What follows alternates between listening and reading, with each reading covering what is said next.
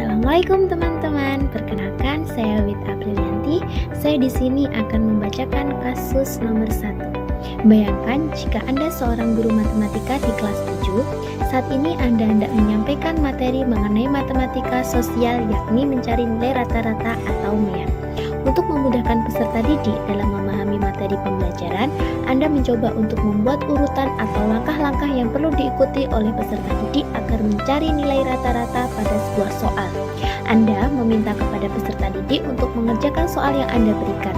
Hasilnya, peserta didik mampu mengerjakan dengan benar, sesuai dengan langkah yang telah Anda siapkan. Beberapa saat kemudian, Anda meminta pada peserta didik untuk mengulangi soal yang sama tanpa melihat urutan pengerjaan soal, dan peserta didik mampu mengerjakannya dengan benar.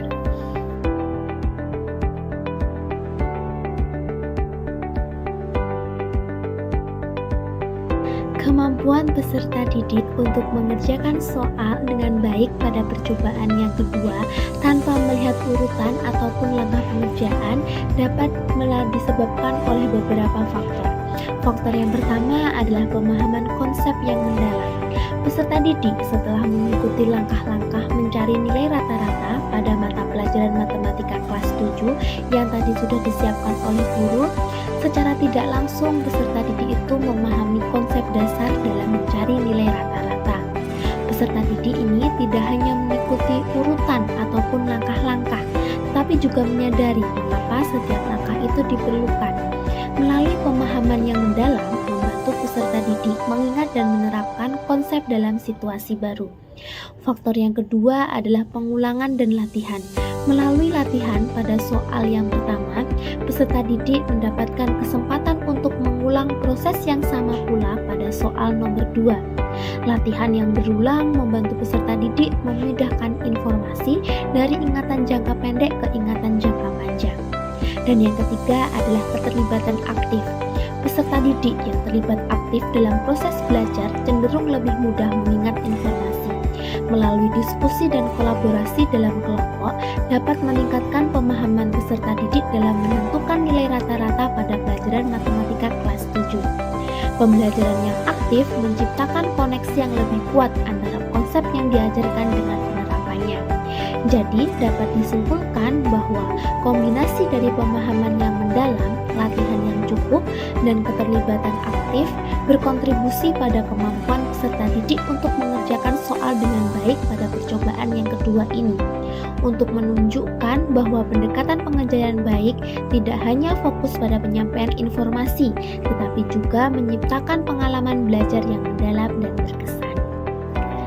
Berdasarkan kasus pada soal nomor 1, teori belajar yang sesuai dengan keadaan peserta didik mengerjakan soal nomor 2 tanpa melihat langkah-langkah atau urutan adalah teori belajar konstruktivisme dan teori belajar behavioristik. Teori belajar konstruktivisme memandang bahwa belajar bukan hanya sekedar menerima secara pasif informasi yang disampaikan oleh guru. Di sini dibuktikan bahwa dengan peserta didik secara mandiri mengerjakan soal nomor 2 tanpa melihat langkah-langkah atau urutan pengerjaan soal, karena peserta didik sudah memahami konsep dalam mencari nilai rata-rata atau MIA. Dan yang kedua adalah teori behavioristik, di mana perubahan perilaku peserta didik disebabkan adanya interaksi antara stimulus dan respon. Stimulusnya adalah berupa soal yang berbeda dengan langkah yang sama, dan responnya adalah mengerjakan soal nomor 2 sesuai dengan langkah pada soal nomor 1. Kegiatan belajar yang dapat diterapkan dalam kasus 1 ialah kegiatan belajar interaktif yang mana melibatkan partisipasi aktif siswa dalam proses pembelajaran, baik melalui diskusi, kerja kelompok, maupun presentasi. Jika dianalisis dari kasus tersebut, setelah guru menjelaskan langkah-langkah mencari rata-rata, siswa dapat berdiskusi dalam kelompok kecil untuk membahas contoh soal. Setiap kelompok dapat menguraikan cara mereka menghitung rata-rata. Teori yang berkaitan yaitu teori konstruktivisme menurut Piaget dan Vygotsky menyatakan bahwa pengetahuan dibangun melalui pengalaman, diskusi, dan kolaborasi yang memungkinkan siswa untuk membangun pemahaman mereka sendiri melalui interaksi. Saya akan membacakan kasus yang kedua. Rina adalah seorang guru di kelas 1 SD. Sebagian besar peserta didiknya belum bisa berhitung dengan lancar. Rina sedang memikirkan cara yang sesuai untuk membantu setiap peserta didik menyelesaikan tantang belajarnya.